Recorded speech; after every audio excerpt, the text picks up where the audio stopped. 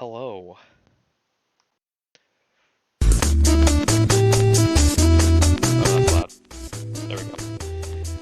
Hello, everybody. Welcome to a afternoon Exceed stream. I'm joined today by D, the Tyrican. Hi. That's me. Yeah. Yes, sir. We're going to be commentating DxD against Polterghost. No relation. Yeah. This is the classic VTuber versus Crow matchup. Wait.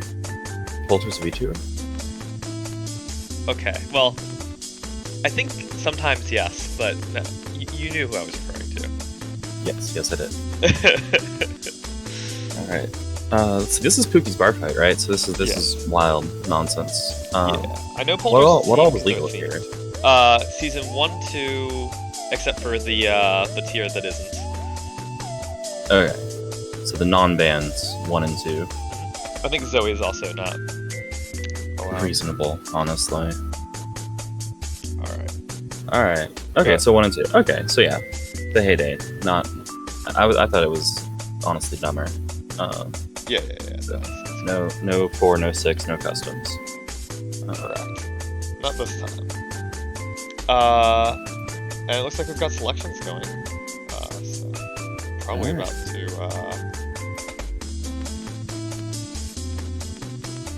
about to see that first match here. That's gonna be exciting. Let's see. Jeanette Miskapuki was someone's team. There's no way that's Polter's team. No, Polter is Cannoneer, so he is Lily, Taisei, Cyrus, I believe. Cyrus is who we're seeing come out first, so this should be pretty fun. Oh, not actually what I expect. Well, Cyrus makes sense. I was expecting a Sajin, though, since that's one of... Like, Sajin and Zolt were among his more played mains, from my recollection, from Season 2. Yeah. Well, I don't actually know who he played in Season 1. Yeah. No clue. But Bear is a noted good character. Yeah. Anyway, speaking of marker characters, Jeanette in Spell Circle. Those of you who learned the game more recently may be familiar with Chaos. Chaos has actually been lauded as a realization of the fantasy that a lot of people thought Jeanette was presenting, which is actually not what Jeanette is presenting, which is why a lot of people were disappointed by Jeanette and think Chaos is cool. Because Jeanette's ability is that she can basically stock a special or ultra into a space on the board and then strike with it on the next turn. Chaos does this and strikes with it on the same turn.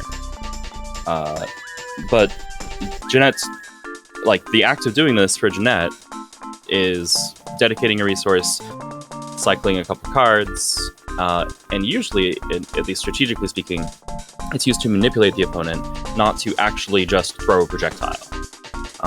You want the opponent to do something in response to the spell circle threat, so you place the spell circle, and then they do something, and now it's your turn again, right?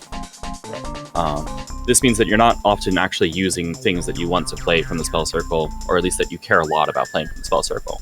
You're throwing them away.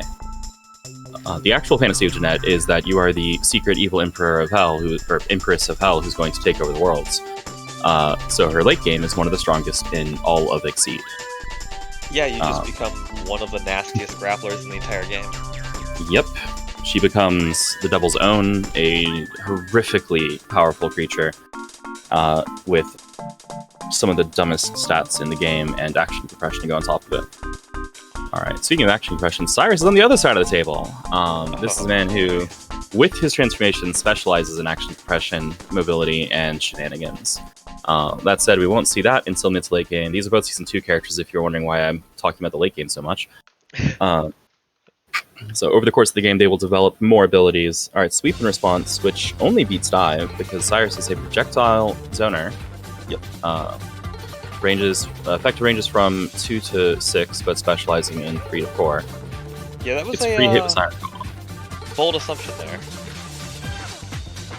Yep, this may be... So, a form of defensive play that I see pretty often with actually Jeanette and related characters who value getting specific cards into play is to play mediocre losses from hand instead of risking wild swinging an important card. She does not want to wild swing a transformation. That doesn't work, and she really doesn't want to wild swing Carmine Offering, one of the best reversals in the game. True. Actually got hit by that earlier in the tournament. That makes sense. If Jeanette wants to hit you with it, you'll get hit with it. You don't have much to say about it. No. Yeah, I dropped a game to that. Not a set, though. Jeanette's kind of your style aesthetically, right? Did you ever play her? Aesthetically and gameplay-wise, yeah. I played her in casuals. Sadly, by the time I really, defined both of those, this is good. This is phenomenal. Okay, so both characters hit with a projectile that has a pull effect, and in both cases the pull effect fails one range to another, which I think is hilarious, right? Yeah. Siren's Call pulls you if you're stunned, and that was sweep, so it didn't get stunned. Black Death just has a hit pull, but hey, that's Focus. Focus says you can't be pulled. Oh well. Alright, so Siren's Call transformation is Opulence. Both players now have transformation. I said that sentence in the wrong order. Siren's transformation is called Opulence. If he has a continuous boost in play, he has +1 power, just flat. No matter how many continuous boosts he has in play, it's just +1 power. And Cyrus excels at getting boosted into play, which we will see again later. This is probably another transformation attack, probably Aria of the Winds. Jeanette now has one of the strongest transformations in the game at her disposal, Ritual Magic. Alright, it is Albatross Talon, the mid-speed side of the mix-up. Another focus at range. You're going to get stunned, actually, because that is an ignore guard. 2-5 with 3 guard is the classic cross-counter shape, because at ranges 1 and 2, you can play it to beat a cross. That backs out. And there's the instant boost from your gauge, as you mentioned. Yep. Second piece of the puzzle. Yes, they both rely on transformations, which are, like I said, kind of permanent additions to your character ability. This is a Season 2 mechanic. Not specific to 7th Cross, actually. Pooky also has it, since he is a Season 2 character. He got to dip into that mechanic a little bit. Well, that's because Pooky's part of the Dark Empire. This makes sense, honestly. I'm pretty sure that's consistent. Although, wait, what does that mean about Evil Pooky? That's his transformation mode, I guess. I don't know. Isn't that literally his transformation mode, or is Pooky different from Enraged Pooky? Oh my god. Enraged Pooky is just Pooky's mad. Oh my god. There is an actual character who is Evil Pooky. I don't remember if he's literally named Evil Pooky. He might be Dark Pooky or something, but it's like the alternate evil universe. But yeah, my experience with Red Dragon Inn was an experience. It existed. Yeah, it's fair. It's just a fun casual, board game, theoretically a drinking game, not sure. But yeah, so we can see Jeanette stocked a card at range 3 from Cyrus. Now she only has 2... No, that's not true. She has 3 things that work from range 3. One of them is Charnel Blast, which would be very weird to play at this point in the game. This telegraphs Bloodthorns, which is a range 0 to 3 speed 5. It's going to outspeed anything Cyrus can throw. He boosted defend, and she is responding with this, so this suggests that it is Aria or Siren Call in the defense. No, it was Bloodthorns. Okay. Cyrus just not wanting to get hit by Black Death again, basically. Yep. Yeah, so he gets hit, pulled 1, takes 2 damage, isn't stunned, but then he can't move the rest of the strike, because that is what Bloodthorns does. Kind of interesting to see Bloodthorns when the Tatsumaki Senpukyaku, or the Tatsu shape, was not very common before Season 3, when Bloodthorns is expressly a Tatsu counter. It's funny, right? Like, the only Tatsu that I can think of, well, the most widely used Tatsu for sure, most recognizable one, would be was Reese's. Fair. Were you thinking of a different one? Because you. I was thinking of the anti-Tatsu, actually. Come to think of it.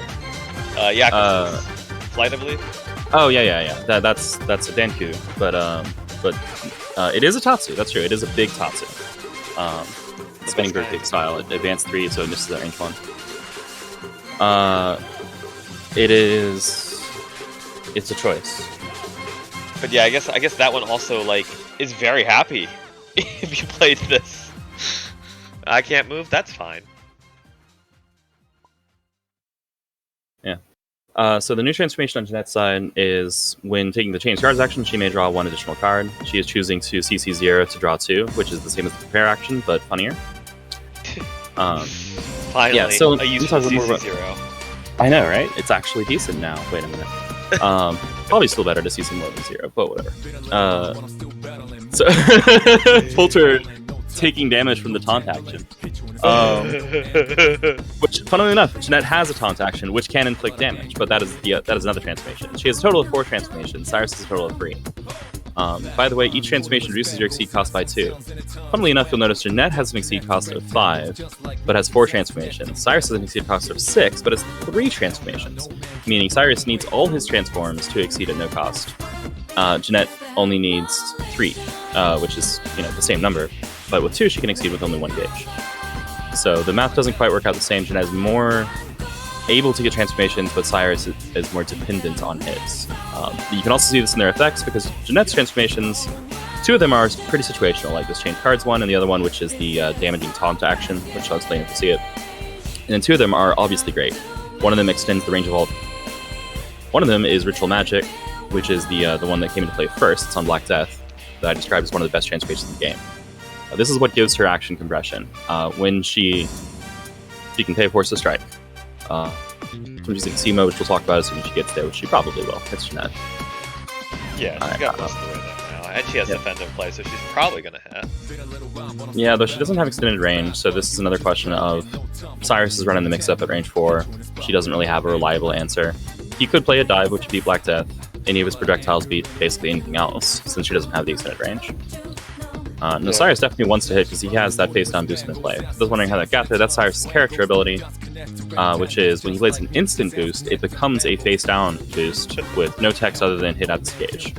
So he stocks gauge by playing instant boosts, which then triggered, he can use Memories from Deep, which is second transformation on Alpha Sound, to play from his gauge. Recursion and shenanigans. I love this. Hey, this looks familiar. Oh my goodness. It's another pull projectile into can't be pulled. That's great. So 4 minus 1, or 5 minus 2. 3. 5 minus 3? 5 minus 3. It's 2 damage. Alright. I assume they took random out. And then looks like we're just correcting discard order there. That's both focuses down though, so it's pretty good for pretty good to see that on the Cyrus end of the table. Also, Muffin Renegade said, "Let's go, Cyrus." Seems likely at this point. There we go. Skip all of this. Range 2. Alright, that's fine. Range 2 is fine. She has good stuff at range 2. She has Profane Sanctuary. She needs to discard a card for Hand's Eyes.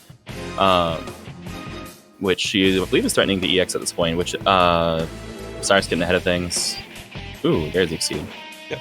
Alright, Jeanette's end of turn discard finally happens. Cyrus had Exceeded, paying 2 gauge since it's discounted by 4 to free transformation. By the way, if you're wondering why Siren Call went to gauge instead of being transformed, you can only have 1 copy of each transformation in play. You can't double up on Opulence or Memories from Deep of them. That wouldn't do anything if you doubled up on it. It also guarantees you can exceed, so it may have been a choice to make anyways, but... yeah, even if it was a different transformation. Well, no, if it was a different transformation, you'd stack it anyway and discount it by 2 instead of just paying the gauge. Fair. Right. But yeah, alright, so Cyrus in Exceed mode now does the same thing I described, but instead of just saying hit, add this to gauge, the face down continuous boosts say +1 power, now you may move 1. Now move up to 1. It's the same effect. Just template. Which works really nicely with Opulence. Yeah, the drawback here though is that they don't go to gauge as hit effects, they are burned, which means Memories from the Deep is going to be less useful unless he boosts, he uses the boost on Treasure Hunter to stock something into gauge for later use. Alright, Jeanette boosting speed at range 2, this is pretty threatening. She can... Okay, well that makes sense. That's yeah, she chose not to strike, notably. She could have paid a Force to strike thanks to Ritual Magic. Alright, Cyrus teching it and then moving to range 1, which I did not expect, honestly. I was just gonna say this is sweet, but it was a slow, for sure. Okay, so this is Affliction. She can play a boost from her hands. Those who have played Season 5 may recognize this effect from Bang Style Shuriken, one of the only other things that lets you play boost during Strike. Also, she's going to back out of range. Yeah, that rather than eat 6 damage, I would. Yeah, she is choosing not to eat the 6 damage focus. 4 printed, 1 from the face time boost and 1 from Opulence. Alright, she gets to transform this. Now, notably, that means she doesn't have advantage. Oh, that was... oh, wait, no, never mind. We knew that, because that was tech. That was done by the CPU. Yeah, that was the ability. Alright, she has 3 transformations, which means that she can exceed any time. And she has +0 to 1 range, which is fantastic. I'm sorry, what was that? I got mentioned that I was a bit low, so updating that. Okay. Unless they were talking about you, in which case, did you mean D? Oh, I guess I should pull up the string. Because if he is a bit low, I can adjust that too. I just do it in a different window. You can hear D? Okay, so it was just me. Thank you much. Okay. Looks like we got a defend boosted from Cyrus during that.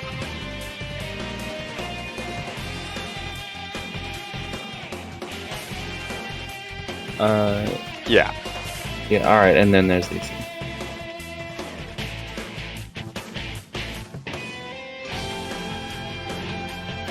Alright, so the Devil's Own does not have a spell circle anymore.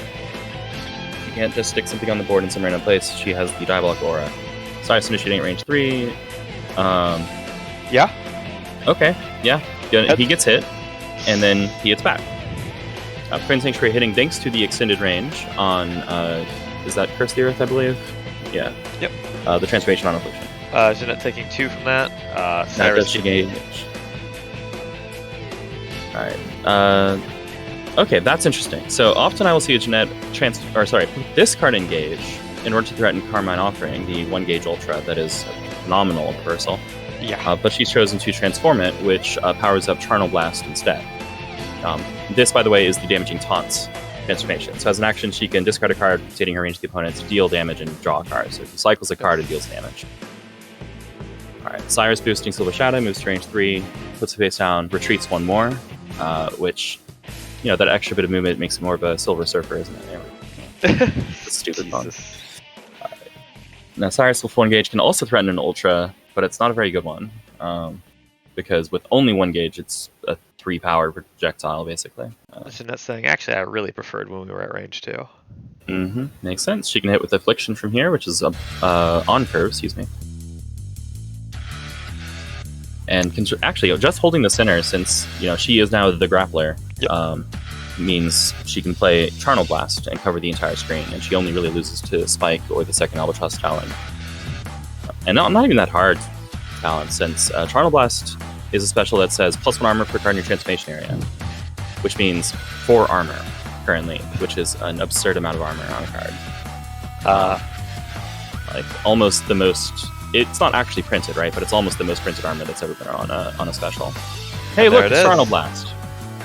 This is gonna really, really hurt Cyrus. Yeah. Now, at least it's Charnel Blast with nothing in the Diabolic Aura. He can push or pull. He's gonna get hit anyway. He's gonna hit for 5 and deal 1. Yeah. Because she has 4 armor. And then she's gonna respond back with 6. He can get to range.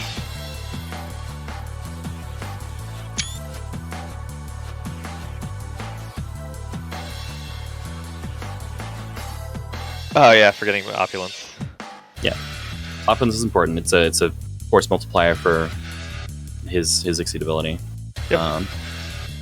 +2 power and +1 power are very different. Thanks to breakpoints. Notably, Cyrus not deciding to. Oh wait, no, sorry, can't move that way. Yeah. But yeah. So there's Charnel Blast. It is 6 power and it can have 1,000,000 armor rounding. It is. And range 1 to 4. It's a very, very stupid card. It is at least 6 power. Yes. Often it is 9. Rarely it is 12. I should probably mention the Diabolic Aura, right? So that's her Exceed ability. She can now stock cards in Diabolic Aura, and her attacks have a hit effect that says, hits, discard all the cards in your Diabolic Aura. And any of them that contain your range to the opponent give you +3 power. Alright, so we can see she stocks 1, then, using Ritual Magic, I mentioned that transformation did something different when she's in Exceed mode, she pays a force to strike.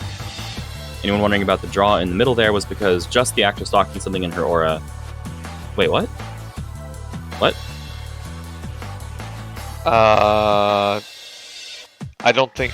I guess the fact that it was a strike was not communicated? Yeah, that is definitely a strike. Shuffle the deck. I think Polter's just attempting to verify what's happening. That makes sense before you shuffle. Yeah, because you wouldn't want to chain. It was Fint. It was the assault.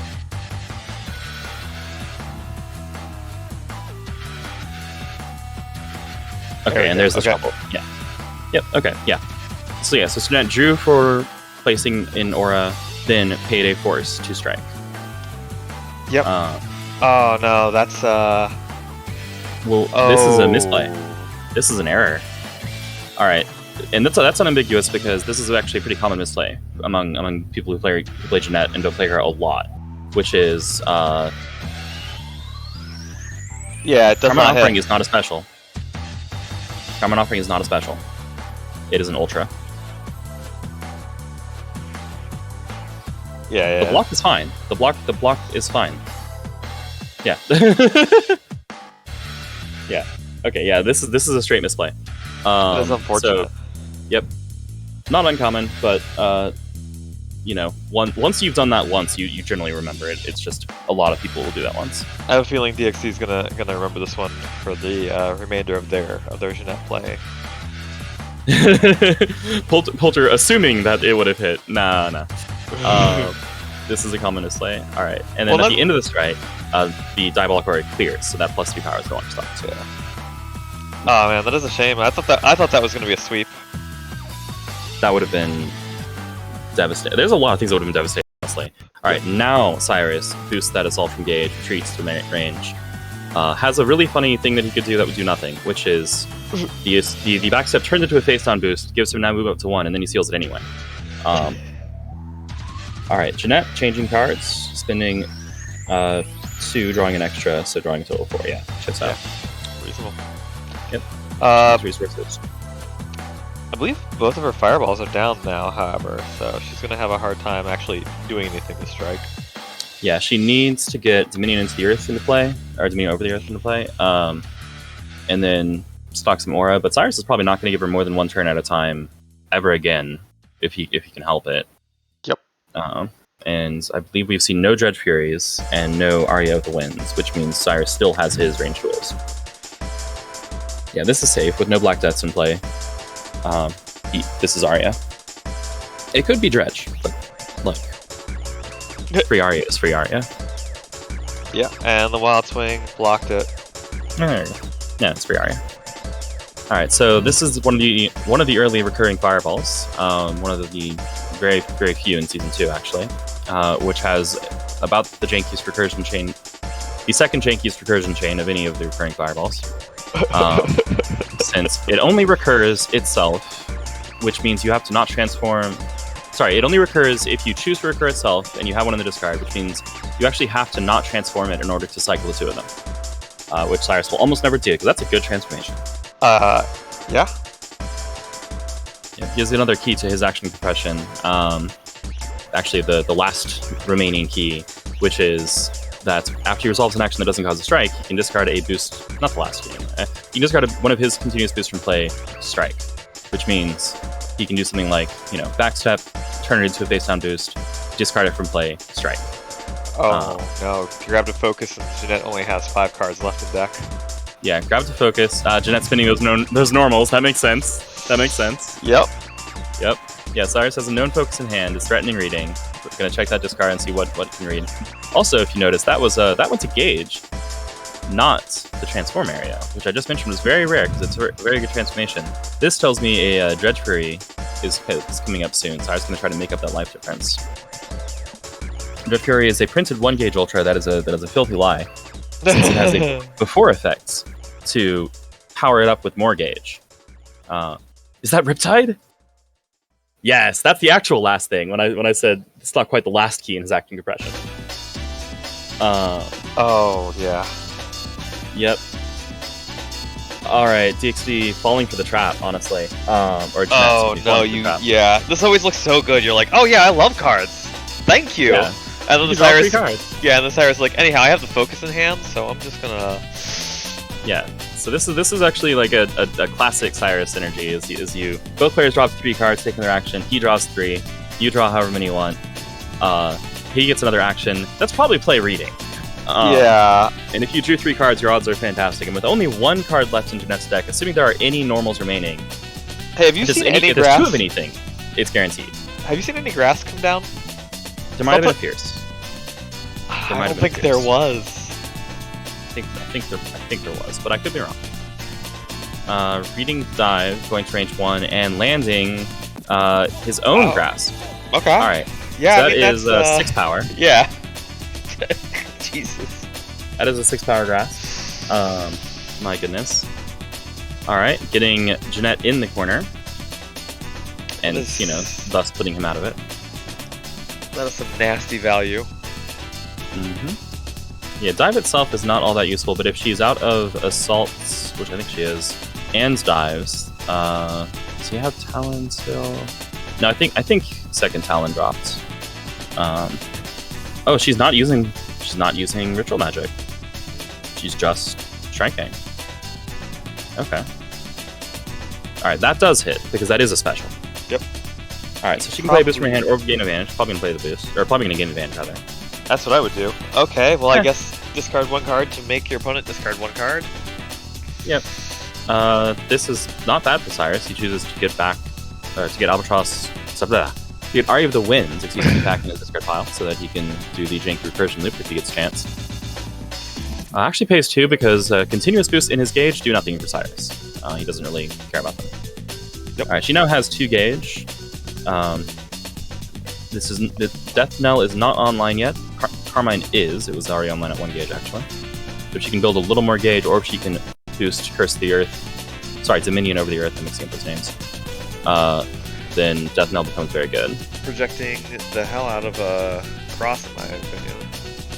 Yeah, there's now also a Spike Treasure Hunter mix available, because I don't think we've seen any Treasure Hunters. I think we've seen 1 Spike in the form of Defend. Not sure, though. Alright, she is going to stock Sanctuary, draw, and then she may pay forces. She needs to draw, she needs to draw, she needs to draw. Thank you. Yep, okay. And then she pays the force, and then she strikes. Okay. Alright, well, yep, just slam it down. I mean, cross, yeah. Cross if you got him. If there is no cross, then this could easily be, like... No. Okay, there we go. Alright, yeah. This was cross. Yep. This was... Cross is the only thing that beats Carmine, so... Yeah, this was... Oh, you let me have my turn without Carmining? Okay, well, I'll cross. Alright, I think it's time for... No, he can't execute from here. Dredge Fury is only... 10 power? And she can hit 4 armor.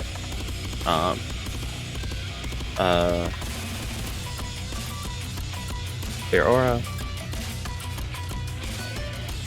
Yep, that happens at the end of strike, regardless of whether you hit. Yeah, so I think we see a Dredge. And I think, You wild swing in response to that. I would play the Charnel. Oh, yeah, I guess that's true. Charnel does... It keeps you alive. Oh, now it doesn't. Oh, but there's no... Oh, that's right. Because Arya wasn't transformed, Cyrus doesn't have the option to do shenanigans here. But I guess actually the only way you would be able to keep the Fearsome Play and strike is by discarding something else, which is what Riptide is useful for. And Riptide's on Dredge Fury. Ah, okay, yeah. This is like 1 piece off of being the perfect execute. Move action. The hand had Nell and Charnel and Rasp? Okay, well we know the other focus was down, so there isn't a reading threat from Cyrus here. Yeah, still keeping that grasp.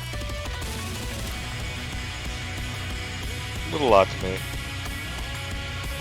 Yeah. I mean, it is potentially a +2 power and strike at any time, right? But usually Jeanette has access to +3 power and strike any time. Yeah. Also, still moving to a place where Dredge is alive. Oh, boy. Yeah. Well, Dredge is not nearly as good at 3, right? It's under curve. But here at +2 speed, it's now above curve. Yeah. It would lose to Profane Sanctuary, but Cyrus could also just play Aria of the Winds and, hit for 5. I guess that would be a problem if she ups the ante by using Aura, because then Charnel Blast crushes. Okay, Raw Strike, no Aura, no boost. What are you doing, Jeanette? Are you... losing to Dredge? Jeanette playing the rest card. So Dredge Fury has 2 printed, can get up to +6 by spending up to 3 additional gauge, and then so that's 8, and then 10 with Pierce, and then 11 with Opulence, which means it is exactly enough to execute even Charnel Blast. And since it's above curve, it's literally only Profane Sanctuary. I would play the Dredge personally. Like I'm like, yeah, if you draw the Profane Sanctuary, I'm down a big advantage, but I take 3 damage. Yep. It's my turn next, right? Like the thing I must not lose to, in my view, is Charnel, because then, you know, I take 6 damage and I deal very little. So I wouldn't play an Arya. I would play a Dredge. Oh, do we have a Wild Swing? Oh my god. Oh, that's good too.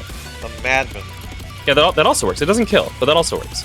Oh, yeah, that's yeah. That's speed 5. That actually also beat Profane. So that was kind of the perfect play. Now that I'm looking at it, only lost to Assault. All right, so yeah, that's gonna hit for 8 power, -4 armor, does 4 damage, and retreat and draw, which also means Cyrus is in an even better position for a follow-up Arya or Dredge. And now Charnel's down. Yeah. Oh boy. Well, game over. Cross out of Dredge. I'm dying to see it. Alright.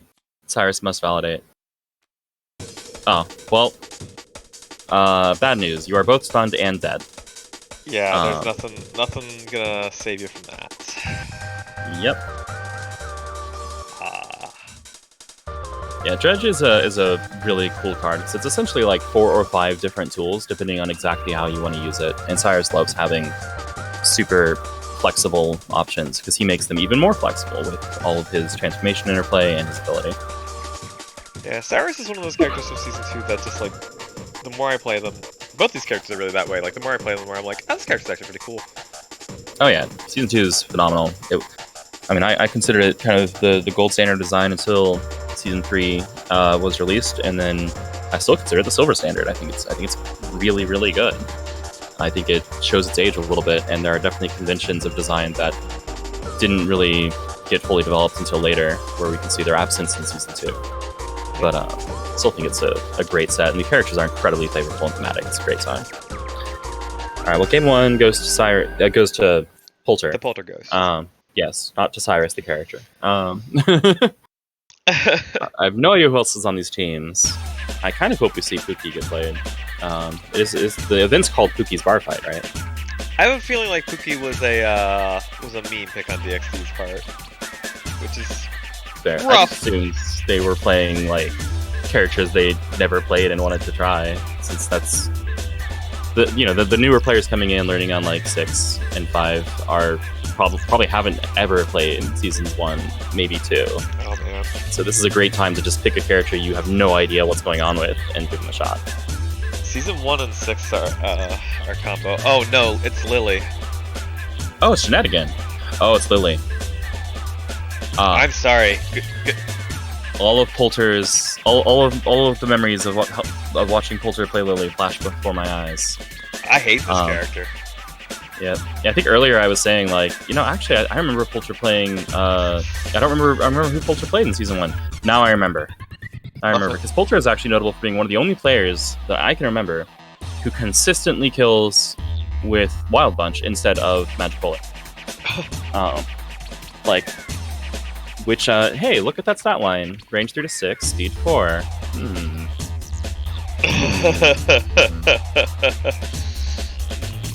What's the third character on Polter's team? I'm just wondering if there's a theme here.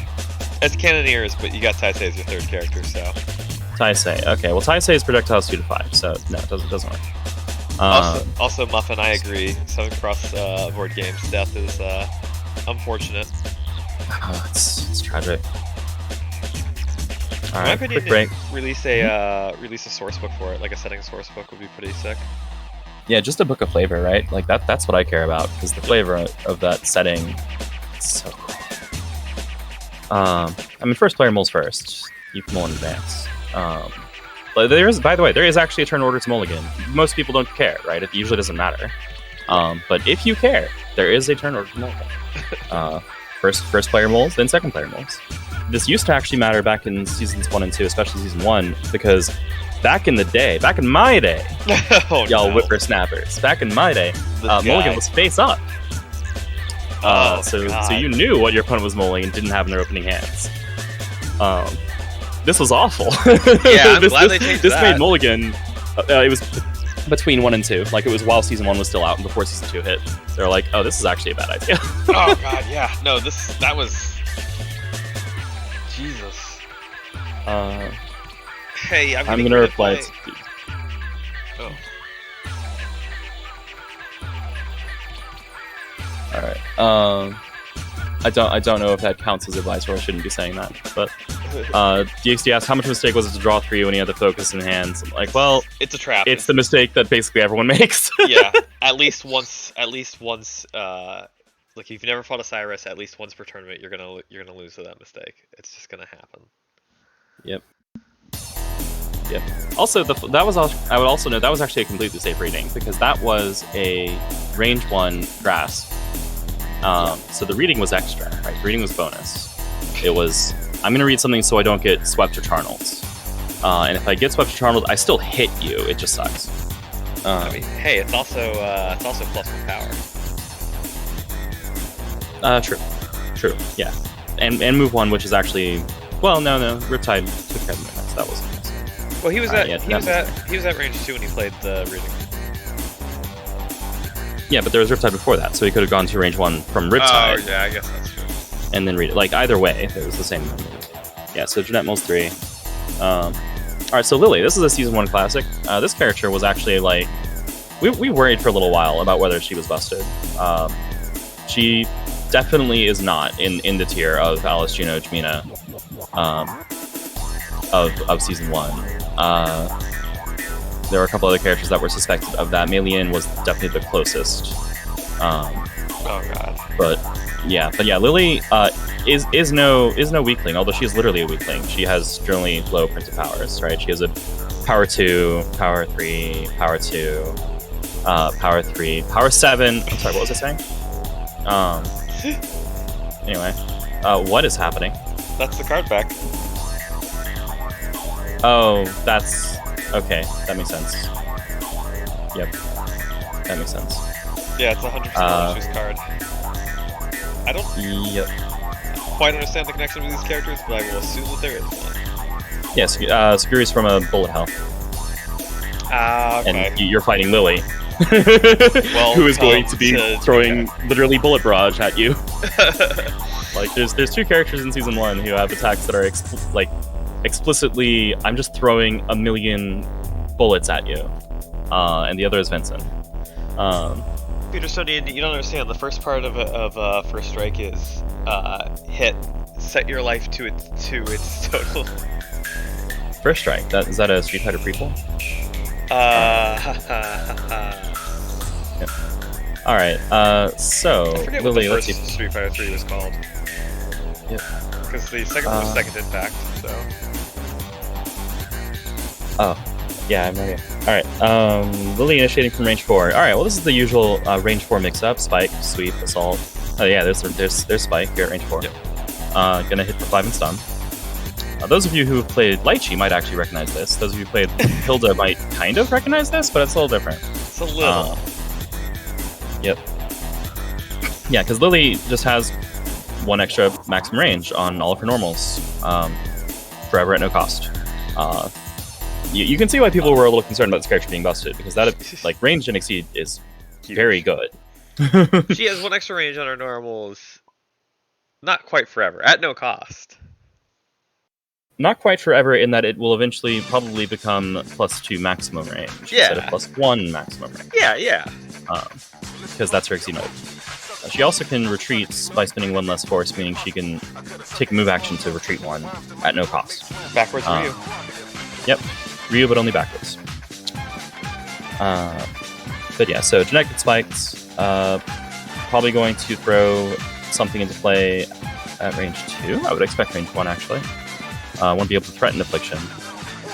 Yeah. What you actually play here is kind of immaterial. It's just what you're threatening, right? Because that's the point of Jeanette. Lily don't care. Lily has decided to hit you with Grasp. or well, to be able to hit you with grasp. Therefore, you can be hit. That is a +3 maximum range, +1 speed on a 0-force ultra boost. That said, the attack it's printed on is also pretty stupid. That is her 2 gauge, 477. There's also a bunch of text on it, but it usually, in my experience, doesn't actually matter that much because setting a range 4 is not hard. 477, except sometimes you rob the game with Yeah, except sometimes better. it. Sometimes lose this trade. Uh-oh. I wouldn't assume that you're trading. Like the telegraph here is Charnel. Oh, yeah, there's no trade. Why did you do it? You don't have to strike with this, Jeanette. Yeah, I would honestly have expected a wild swing if in response to this, because that's just hard to deal with. Unless it was the Charnel, which, like, if it was the Charnel, sure, we trade. Like, we trade, but Lily got to set up range 5. Yeah. Wait, range 5? Not 6. Wasn't Jeanette at range 4? Sure was. Interesting. What are you scheming, Lily? Alright, here we go. Oh! You don't want to shuffle that hand. Yeah, face down. Face down. I was about to say, like, this definitely looks like a Profane or an Affliction. Which, like, that is telegraph, right? Because the speed 6 option at this range is incredible. In fact, it'd be shocking if anybody could just play a speed 6 attack at range 5 or 6. Right? Imagine just having a printed speed 6 on a range 5 or 6 attack. I can't zoom into this card anymore, but... okay, alright. Imagine I'm shaking it around like this. There we go. Alright, cool, yeah. I just assume, like I said, I'm not... I did pull up the screen so I could check chat occasionally, but I'm not watching. That's but okay. I trusted that you would follow my lead there. Yeah. Alright, so Lily could just move. Or... Oh. That's quite a move. I was actually expecting Lily to step forward 1 space so that she could respond to this with Magic Bullet and murder the... Yeah. Oh. Murder Jeanette. Alright, so here we have move... how many is that? Move 5? Yeah. Yeah. What a character. Now, notably, this is actually not strictly, but like just slightly better than Jump Train, which is a different Season 2 boost, which is a 1-force move 4. I'm sorry, a different Season 2 boost. I put the emphasis on both. Alright, well, do you play... Alright, unless this was the huge brain Black Death. Oh my Jeanette god. is not striking from that. Oh my god, that'd be amazing. Jeanette, no. Don't do it. Don't do Unless it was, and I hope it was, honestly, because that'd be great. If you've got like a 5 billion IQ Black Death coming out, great. But yeah. Well, I mean, honestly, Black Death from hand is probably not that awesome to play, because Lily's about to push you 3 or 4 spaces. Yeah, actually, a Black Death from hand would be a pretty good way of dealing with excessive force and not hair trigger. Double tap, I think. Double tap. Thank you. Double tap. Yeah. All right. Yeah. So responding from hand, not from the circle.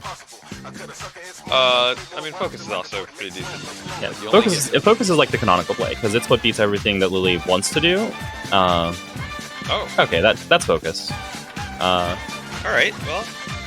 It doesn't look like it, but Profane Sanctuary has armor and draws a card, so it's focus, right? But yeah, the thing that beats range 1 focus is Mugshot, and she just played a copy as a boost. So, all right, finally, Jeanette's on the board. Has probably her worst transformation, but a transformation. Every day we're out here taunting. Mm-hmm. All right, now play the actual focus. Probably, yeah. Oh no, you fool! You absolute buffoon! Goodbye. Oh, never mind. Yeah, that's not grasp. That's excessive force. Yeah. So yeah, Lily's specials beat sweep at range 1, kind of by default, because that one pushes 3 and the other one pushes 4, which is an incredible amount of push for a special. The trade-off is that they just don't do damage. So Lily is actually basically the classic zoner in Exceed. She is the original keep away, the person who says, "I'm not really going to hurt you, but I'm going to keep you so far away you can't do anything to me.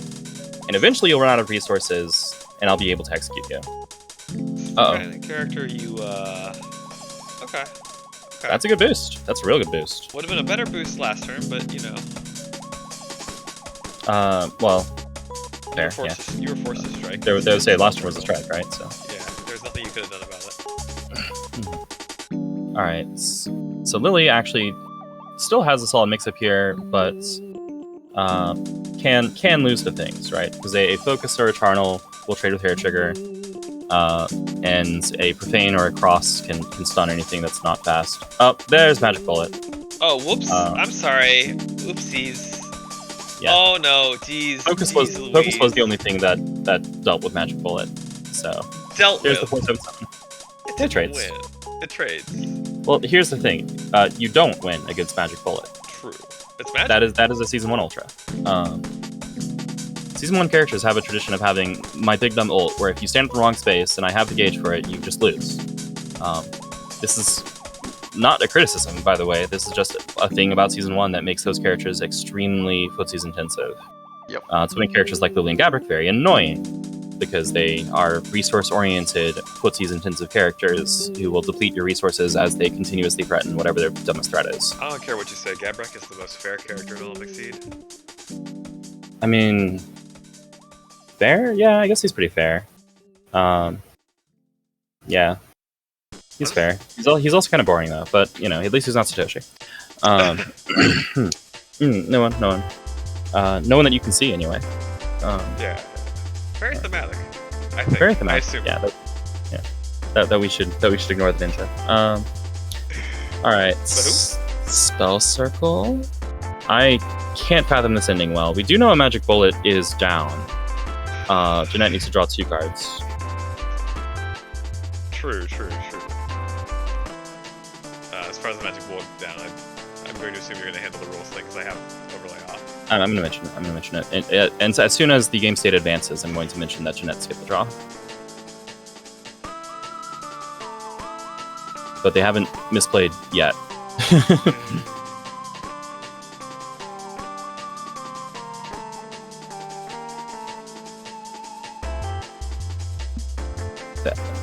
I feel it. I feel the imminence. Lily does a thing, and I step in, and everybody's confused. Yeah. Oh, here we go. Oh, did they have bans? Oh wait, DxD was the TO. Right. I don't know if they were team bans, but like I guess there was a decision about the start of. Yeah. All right, I'm calling it now because there is an action being contemplated. Oh hey! Yeah, there we go. They did a. Yeah, no, DxD. There was a talk about doing point buy for a while. There was a talk about whether or not Lily and Ulrich were going to be allowed in. Like there were talks. Yeah, I mean, if you want to taste the Season 1 heyday meta, then you leave them all in. But you probably should still ban Alice and Juno because they are head and shoulders above everybody else. Yeah. In the one I ran, I left in Zoe and Melian, but I figured that was so they could get banned the next one, and now this makes one. Sense. Those are the question marks where I'm like, I think you could justify keeping Melian. I think because there's a question, right, about what should be the upper limit of the power level of an Exceed character and how dumb their win rate is and all that, and it's like the question is Melian the upper limit or is she above it? Because she's almost certainly the strongest unbanned character in seasons 1 through 5. Alright, so yeah, once again, here we have Lily just leaving. Just like, nah, I don't want to be over here. She has an amazing airtime. If her somersault moves her 5 spaces. Yeah? I mean, look at the bloody art. Well, I don't disagree that, and I know that's for the attack, not the base, but still, like, clearly she can basically fly. Also, she's basically a Wild West gunslinger bounty hunter who has ghosts that help her fight. Yes, don't forget Shaman. She can talk to ghosts. She can see and talk Shaman. to ghosts. Yes. So, like, based on all this, she basically has naturally she has airtime. All right. She crosses out of the Bloodthorns, which was the only thing that beats Cross there is Black Death. Again, kind of a hard read. Well, however this all goes down, it wasn't a perfect. True, you did 1 damage. You did a damage. Might deal more than one before the game's over. Playing against Polter on a Season 1... Polter is at Season 1 main, I should say. Raw Strike from hand, range 4. Is this the hilariously cheeky dive, and it loses to the hilariously bold assaults?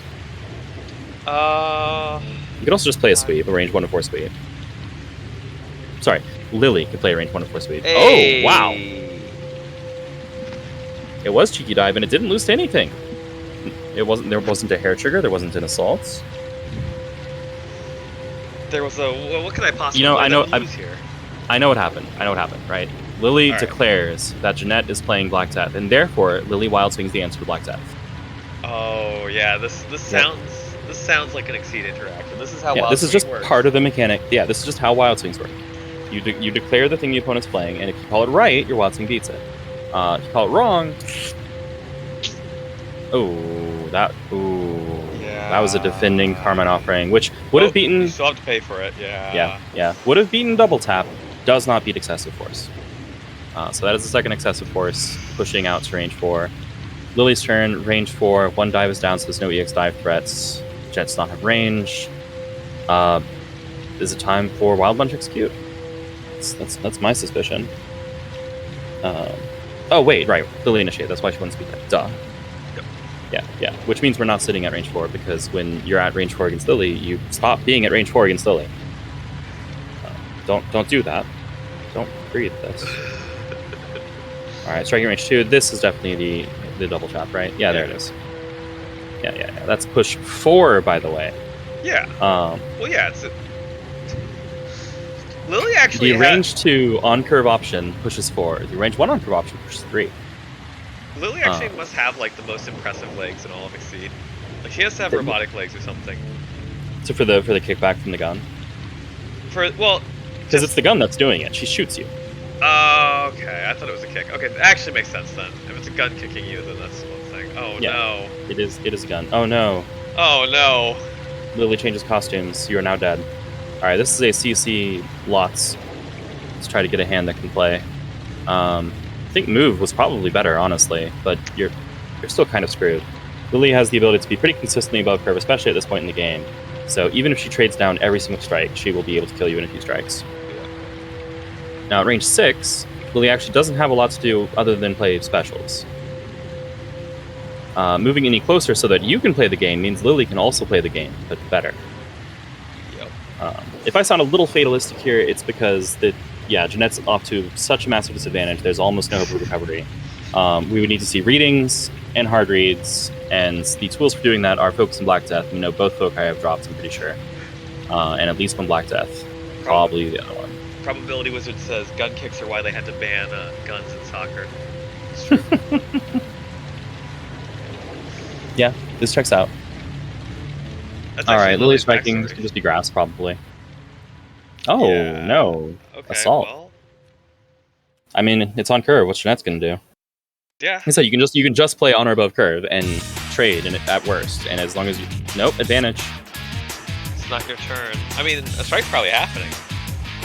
You should probably leave that there, but you have to wait for Polter first. Yes. Oh no, we have a reload. Or wait, no. Oh hey, it's counter assault. I mean, muzzle flash, a 2-force boost that pushes the opponent a lot if you are at range 1. God. Hair trigger for lethal. Hair trigger for lethal. All right, again. Good game. Shake my hand. Yep. Yeah, muzzle flash, which also pushes 4, just to make sure all your push 4 is on one card, I guess. And then hair trigger, which is the 2-6, 3-6. Like it's absolutely comical. It is an unbeatable opener in most contexts, unless you have a slow projectile or R Equus, or something, I guess. And it also has one of my favorite boosts on it, just for shooting. I actually like Lily a lot purely because of the 2 boosts that say throw everything away, draw it all again. Everything looks like a bullet. Yeah, man,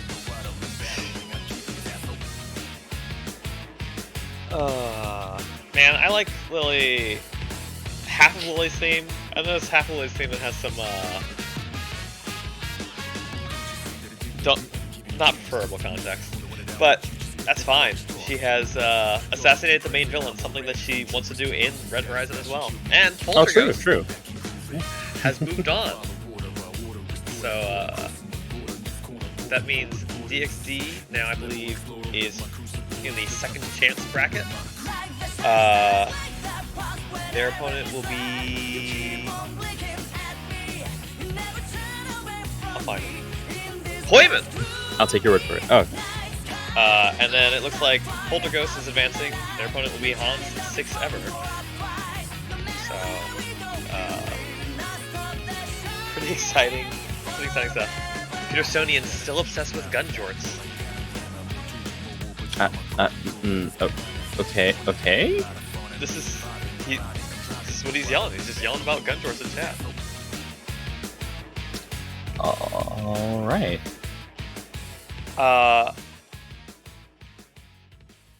Never want to see another Lily game again. Sounds reasonable.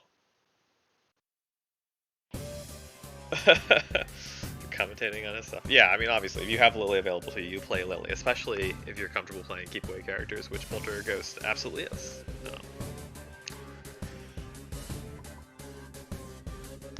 All it requires is some patience. Need to go to bed. It's pretty good. Alright, well, I think that about wraps it up. Do you have anything to add or anything to plug before we close the stream?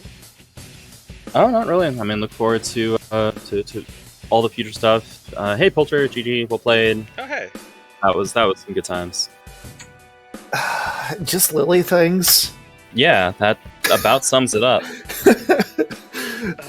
Fair and balanced character. Well. It's fine. The starter set was Lily versus Ulrich, right? For print and play. Yeah, that was actually one of the demo packs. Even not just print and play. I have an officially printed demo pack with Lily versus Ulrich. So there you go. Season 1. Yep. Notably, this isn't Ulrich though. I'm not sure if you were aware. Ulrich does have a lot of different appearances, but this isn't one of them. I don't think he ever appears in a dress with a hat to rule the world. That emphasis was correct, by the way. The hat is the one ruling the world. Yes. All right. Anyway, yeah. I guess DxD has retired. If you have any words for the stream before we close down, I apologize for destroying souls with Lily. Yeah, it seems fine. You know, you're putting spirits to rest. It's thematic. Yeah. Well, I mean, it's a thing she does. Lily sees a corrupt leader, and she's gonna put a bullet in their head. That's what she does. Yep. That and bounty hunting is what she does. All right. Thanks all. Who are the other characters? Who did you not play? Oh yeah, it's worth bringing it up. I didn't play Taisei. Do you know who DxD's team was? What else do we got here? We got Pooky and Miska on the other side. Oh, that was the Miska. Okay, see, I heard your team was like Cannoneers, and I heard Miska, so I just assumed your third was Miska. No. My third is the Glass Cannon. Oh, now I get it. Yeah. All right, that makes sense. Okay. Well, with that mystery solved. Man, Baron Miska versus Lily would be wild, but another day, another time. Yeah, I was excited. Thanks for streaming. Thanks for having me. Thanks for playing.